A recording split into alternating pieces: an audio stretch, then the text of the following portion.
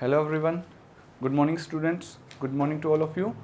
आज हम Indian polity के नेक्स्ट सेक्शन को स्टार्ट करने जा रहे हैं। यूनियन पार्ट नंबर 5 यूनियन के बारे में पढ़ रहे थे। इससे पहले हमने प्रेसिडेंट और वाइस प्रेसिडेंट के बारे में पढ़ा। प्रेसिडेंट और वाइस प्रेसिडेंट के बाद अब नेक्स्ट जो हमारा टॉपिक रहेगा वो रहेगा भाई PM and council of minister. भाई PM and council of minister, prime minister of India and Council of Minister.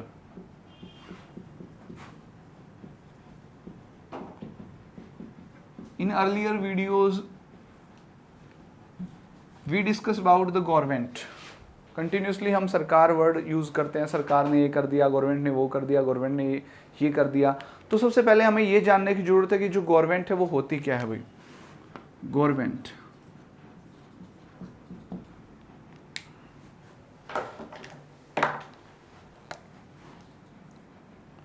PM plus council of minister, PM and council of minister collectivity called government. PM and council of minister भाई both जब collect हो जाते हैं, दोनों को इकट्ठा कर दिया जाता है, तो वही दोनों मिलकर क्या कहलाते हैं, वही गवर्नमेंट फॉर्म करते हैं। ठीक है, ये पॉइंट आपने ध्यान रखना है। They are real policy makers, they are real policy maker. इस पॉइंट को समझिए भाई, पॉलिसी मेकर। गवर्नमेंट कोई पॉलिसी लेके आती है, कोई स्कीम लेके आती है, बहुत सारी पॉलिसी को स्कीम को लॉन्च करती है गवर्नमेंट। तो गवर्नमेंट जो पॉलिसी और स्कीम लॉन्च करती है, वो पॉलिसी और स्कीम रियलिटी में कौन लॉन्च कर रहा होता है, PM and council of minister launch कर रहे होते हैं। जैसा कि मैंने आपको बताया, इंडिया के अंदर पीएम और काउंसिल ऑफ मिनिस्टर जब मिल जाते हैं, वही किसको फॉर्म कर रहे होते हैं बेटा, वही गवर्नमेंट को फॉर्म कर रहे होते हैं। ठीक है, इसका मतलब मैं ये कह सकता हूं PM and council of minister, council of minister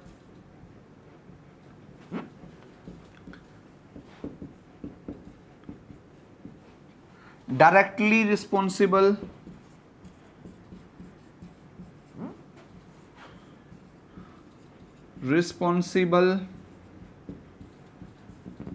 to लोक सभा। एग्जाम के अंदर क्वेश्चन आता है, अभी एग्जाम में सीधा पूछेगा पीएम और काउंसिल ऑफ मिनिस्टर किसके प्रति उत्तरदायी होते हैं या किसके प्रति रिस्पॉन्सिबल होते हैं, किसके लिए रिस्पॉन्सिबल होते हैं। तो आप डायरेक्ट बता सकते हो PM and council of minister responsible to Lok Sabha. Article 74 के अंदर मेंशन भी किया गया है PM and council of minister की कोलेक्टिव रिस्पॉन्सिबिलिटी होती है। कोलेक्टिव रिस्पॉन्सिबिलिटी यानी सामूहिक उत्तरदायित्व होता है बेटा। ये इकट्ठा तैरते हैं और इकट्ठा डूब जाते हैं। यदि पीएम, अगर हम कहें कि पीएम अपने पद से, पीएम अपनी पोस्ट से रिजाइन कर देगा, तो अदर जितने काउंसिल ऑफ मिनिस्टर के मेंबर हैं उन सबको भी अपनी पोस्ट से क्या करना पड़ेगा, उन सबको भी अपनी पोस्ट से क्या करना पड़ता है, रिजाइन करना पड़ता है। एज सून एज, देखिए भाई यहां एक पॉइंट गवर्नमेंट से रिलेटेड आप जरूर पढ़ लीजिएगा। As soon as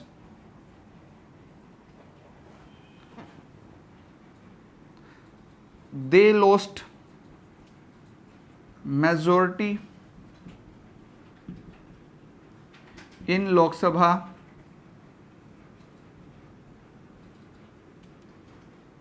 the government dissolve, the government dissolves।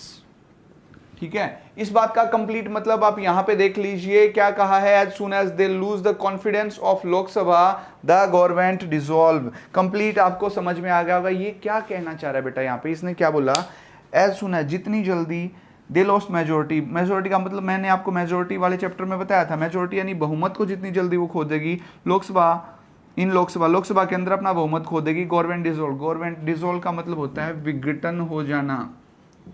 Dissolution आपने पढ़ा होगा, खत्म हो जाना। जो टेन्योर इनका 5 साल का होता है, कार्यकाल 5 साल का है, उस टेन्योर से पहले ही लोकसभा डिसॉल्व हो गई। क्यों हो गई, क्योंकि they lost majority, majority lost कर दी उन्होंने। कहां पे मेजोरिटी लॉस्ट कर दी, लोकसभा के अंदर। और मैंने आपको बताया था कि 545 सीट्स के अंदर मिनिमम सीट्स आपको कितनी चाहिए होती हैं गवर्नमेंट फॉर्म करने के लिए, 273। कितनी सीट्स चाहिए होती हैं, 273। जैसे हम बोलते हैं यूपीए गवर्नमेंट है, एनडीए गवर्नमेंट है, बीजेपी गवर्नमेंट है, कांग्रेस की सरकार है। ये जो वर्डिंग्स हम यूज करते हैं इसका क्या मतलब है कि इसका मतलब ये है कि जो गवर्नमेंट है उसके पास लोकसभा के अंदर 273 प्लस सीट्स हैं, 272 प्लस सीट्स हैं, 273 से ज्यादा सीट्स उसके अंदर हैं, उसने कंप्लीट मेजोरिटी पाई हुई है। अगर वो मेजोरिटी को लोकसभा के अंदर लूज कर देता है, यानी उसकी नंबर ऑफ सीट्स 273 से कम होती हैं, 273 से कम अगर उसकी सीट हो जाती हैं, तो लोकसभा का क्या हो जाता है बेटा? लोकसभा का डिसोल्यूशन हो जाता है। क्या हो जाता है? लोकसभा का डिसोल्यूशन, यानी जिसे हम विघटन कह देते हैं। लोकसभा विघटित तो हो जाती है, डिसोल्व हो जाती है। ठीक है, ये पॉइंट भी आपने याद रखना है। तो सिंपल है, PM and council of minister को हमने स्टार्ट किया। सबसे पहले आपको बताया गवर्नमेंट वर्ड सुनते हैं, सरकार क्या होती है? PM and council of ministers collectively called क्या कहलाते हैं भाई? गवर्नमेंट। कलेक्टिव मतलब क्या होता है? जब उनको इकट्ठा हम जोड़ते हैं, कलेक्ट करते हैं दोनों को, पीएम को और काउंसिल ऑफ मिनिस्टर को, उसको क्या बोलते हैं? गवर्नमेंट। फिर मैंने क्या बोला? They are the real policy makers. भाई जितनी भी पॉलिसी होती है देश की, जितनी भी स्कीम्स लॉन्च होती हैं, उन स्कीम्स को कौन लाता है? देखिए वैसे प्रेसिडेंट ला रहा होता है, लेकिन प्रेसिडेंट किसके थ्रू लाता है? मैंने यहाँ वर्ड यूज किया, they are real policy makers. Reality में उस पॉलिसी को कौन बनाता है? पीएम बनाता है। PM and council of minister, ये दोनों मिलकर बनाते हैं। फिर क्या बोला? PM and council of ministers directly responsible to, किसके प्रति रिस्पॉन्सिबल है? वो आपके लोकसभा के प्रति रिस्पॉन्सिबल है। फिर क्या बोला कि as soon as they lose the majority in Lok Sabha the government dissolve. Government का क्या हो जाएगा? विघटन हो जाएगा। ठीक है, ये पॉइंट ध्यान रखना है। Next we are going to discuss about appointment of PM and council of minister. भाई जो अपॉइंटमेंट है, यानी अपॉइंटमेंट की बात करेंगे हम प्रधानमंत्री और मंत्री परिषद की। भाई यहां पे हम क्या लिखेंगे? Appointment. Appointment, appointment of PM and council of minister.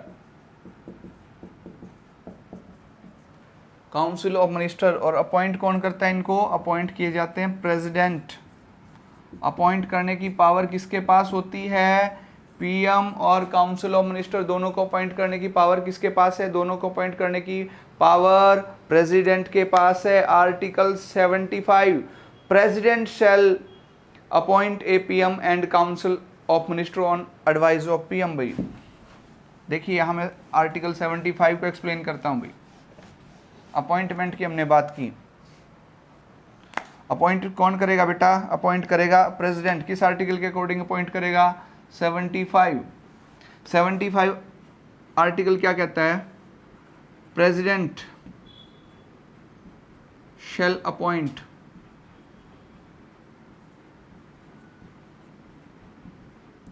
PM. Simple भाई, सिंपल बात है कि पीएम को कौन अपॉइंट करेगा? प्रेसिडेंट अपॉइंट करेगा। लेकिन यहाँ पर थोड़ा सा हम डिस्कस कर लेते हैं, किसको पीएम करेगा? वो किसको पीएम अपॉइंट करता है? Leader of majority party, majority party इन लोकसभा।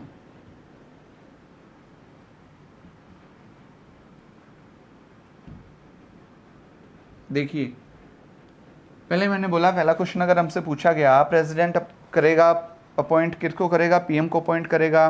फिर मैंने सेकेंडली यहाँ पे क्या बोला? प्रेसिडेंट क्या किसी को भी अपॉइंट कर देगा? अपने चाचा के लड़के को कर देगा, ताऊ के लड़के को कर देगा? नहीं, प्रेसिडेंट किसको अपॉइंट कर सकता है? पीएम। वो अपॉइंट करने की पावर किसके पास है? लीडर को करेगा। वो जो देखो मेजोरिटी जिसके पास है, यानी जिसके पास 545 में से 273 प्लस सीट्स हैं, उस पार्टी का या उस जो से एनडीए है, बीजेपी है, यूपीए है, कांग्रेस है, इनका जो लीडर होगा, जिसके पास मेजोरिटी है जिस भी पार्टी के पास, उसके लीडर को अपॉइंट करेगा। क्या अपॉइंट करेगा? पीएम अपॉइंट करेगा। क्या अपॉइंट करेगा भाई? पीएम। अब फर्स्ट क्वेश्चन हमारा क्लियर हो गया। सेकंड क्वेश्चन यहां से क्या उठता है कि काउंसिल ऑफ मिनिस्टर को कौन अपॉइंट करेगा? भाई council of ministers are also appointed by president. Council of minister यानी मंत्री परिषद जो होता है, जो वेरियस टाइप्स ऑफ मिनिस्टर होते हैं, आपने देखा होगा फॉरेन मिनिस्टर, भाई आयरन मिनिस्टर, मिनरल्स मिनिस्टर हो गया, कपड़ा मंत्री आपने देखा होगा, इसके अलावा जो डिफेंस मिनिस्टर है, इस तरीके के मिनिस्टर्स होते हैं, मंत्री होते हैं, विभिन्न विभिन्न डिफरेंट जो हमारे विभाग हैं उनके अंदर अलग अलग मंत्री रखे जाते हैं, मिनिस्टर होते हैं, और इन मिनिस्टर्स को अपॉइंट करता है प्रेसिडेंट। कौन अपॉइंट करता है? प्रेसिडेंट भाई, on the advice of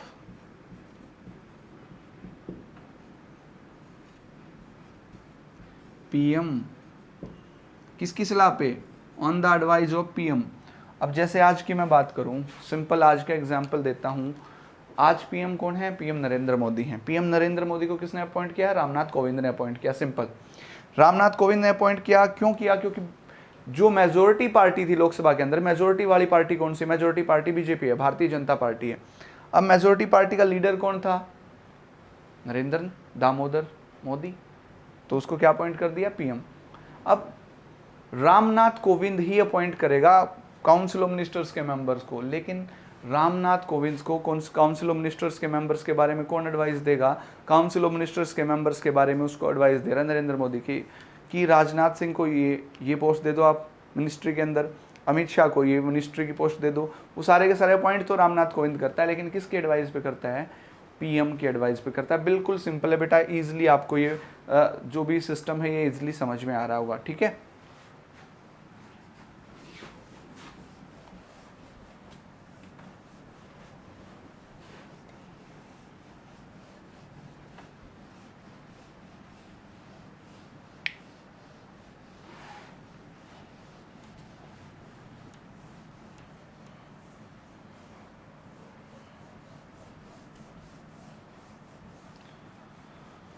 appointment से रिलेटेड हम बात कर रहे थे, अपॉइंटमेंट पे बात कर रहे थे, तो थोड़ा सा आगे बढ़ते हैं। थोड़ा सा आगे बढ़ के आपको कंप्लीट बताते हैं कि क्या क्या अपॉइंटमेंट के अंदर आता है।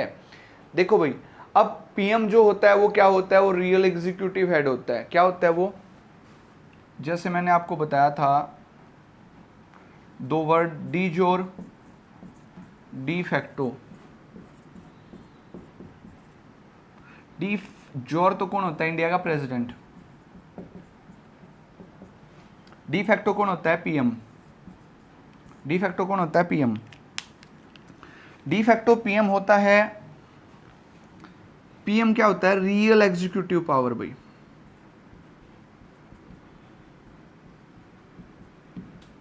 रियल एग्जीक्यूटिव पावर, कार्यपालिका जो भारत की है, जो कानून को लागू करवाती है, उसकी असली शक्ति कौन है? पीएम।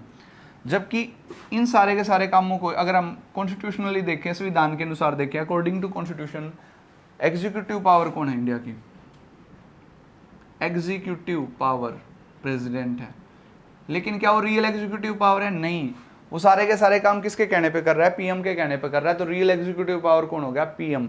जबकि कॉन्स्टिट्यूशनली एग्जीक्यूटिव पावर कौन है? कॉन्स्टिट्यूशनली एग्जीक्यूटिव पावर की हम बात करेंगे तो कॉन्स्टिट्यूशनली एग्जीक्यूटिव पावर है आपका प्रेसिडेंट। डी जोर इस वर्ड का मतलब होता है नाम मात्र, एंड डी फैक्टो का मतलब होता है रियल पावर, वास्तविक शक्ति। ठीक है, ये दो अलग अलग पार्ट है, इनके बारे में आपने ध्यान रखना है। अब बात करेंगे टर्म ऑफ ऑफिस।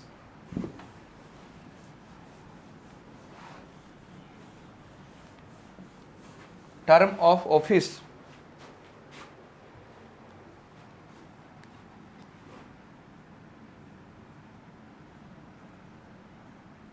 देखो टर्म ऑफ ऑफिस में क्या होता है, कई बार हम कंफ्यूज होते हैं, हम सीधा लिख देते हैं 5 ईयर्स, हमने आंसर कर दिया 5 ईयर्स होता है। नहीं, इंदिरा गांधी 42nd अमेंडमेंट किया कॉन्स्टिट्यूशन में 1976, 6 ईयर के लिए कर दिया अभी लोकसभा का टेन्योर, 6 साल का कार्यकाल। फिर मोरारजी देसाई गवर्नमेंट फॉर्म हुई इंडिया के अंदर, 44th अमेंडमेंट हुआ 1978, दोबारा से 5 ईयर्स के लिए कर दिया। तो आपके टर्म ऑफ ऑफिस जब भी पूछे, अगर आपको डिस्क्रिप्टिवली लिखना होता तो बेटा आप लिखोगे कि till he enjoy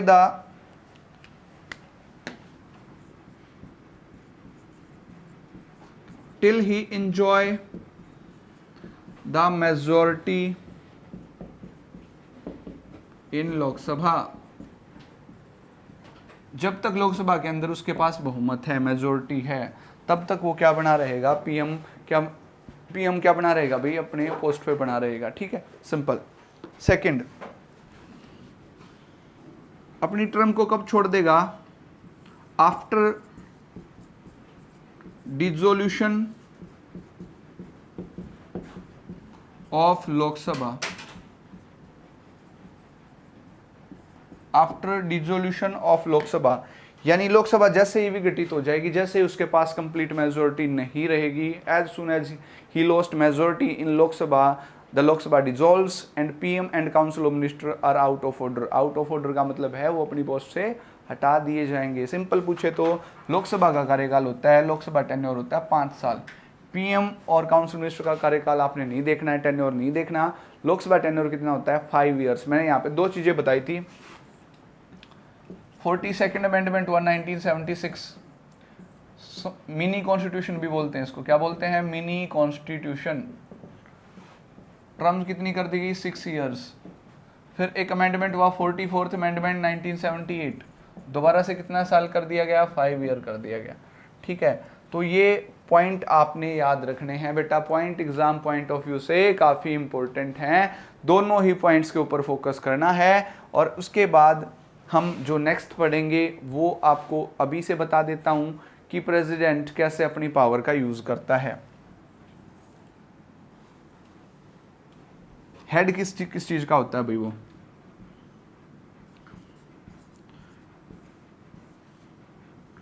एक्सपेक्टो head of NITI Aayog. NITI Aayog formed in 2014 भाई, 2014 में बना था। इससे पहले प्लानिंग कमीशन होता था। कौन सा कमीशन होता था? प्लानिंग कमीशन, योजना आयोग। नीति आयोग का मतलब क्या है? National institution for transforming India, formed by Narendra Modi. National development council.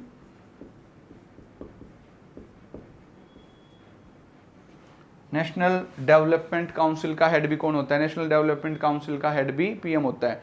Inter state council, article 263 में पढ़ोगे। इंटर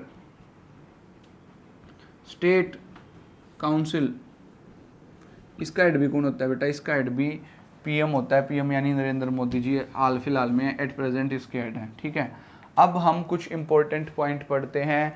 मैं यहाँ पे थोड़ा सा डिस्कस कर देता हूँ कि नंबर काउंसिल ऑफ मिनिस्टर्स के मेंबर की संख्या कितनी हो सकती है। Number of council of minister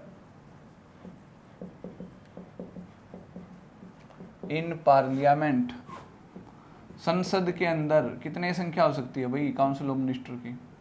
तो याद रखिएगा 91st अमेंडमेंट हुआ था। 91st amendment in the constitution 2003।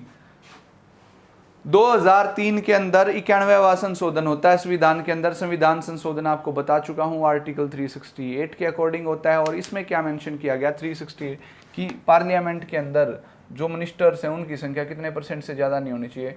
Total house के अंदर, सदन के अंदर जितने मेंबर हैं उसका 15% यानी 15% से ज़्यादा नहीं होने चाहिए। और उसके अंदर पीएम भी इंक्लूड होते हैं। कौन इंक्लूड होते हैं उसके अंदर? पीएम भी इंक्लूड होते हैं। तो बेटा 1 बाय 1 हर एक पॉइंट को आप डीपली देख लीजिए। यहाँ पे हमने क्या बताया? यहाँ पे हमने स्टार्ट किया था टर्म ऑफ ऑफिस से। किसे स्टार्ट किया था? Term of office. तो टर्म ऑफ ऑफिस के अंदर क्या था? Till he enjoy the confidence of Lok Sabha, जब तक वो लोकसभा का कॉन्फिडेंस इंजॉय कर रहा है। फिर दूसरा क्या बोला था मैंने? He can not remove by the president till, कब तक नहीं हटाया जा सकता? Till he enjoy the hold the confidence of, या इंजॉय कर रहा है या होल्ड किए हुए। किसको होल्ड किए हुए बेटा? वो होल्ड किए हुए कॉन्फिडेंस, लोकसभा के कॉन्फिडेंस को जब तक वो होल्ड किए हुए। ये बात भी मैंने आपको बताई थी। फिर मैंने आपको क्या बताया था? कोलेक्टिव रिस्पॉन्सिबिलिटी होती है। किसकी कोलेक्टिव रिस्पॉन्सिबिलिटी होती है? Of council of minister to Lok Sabha.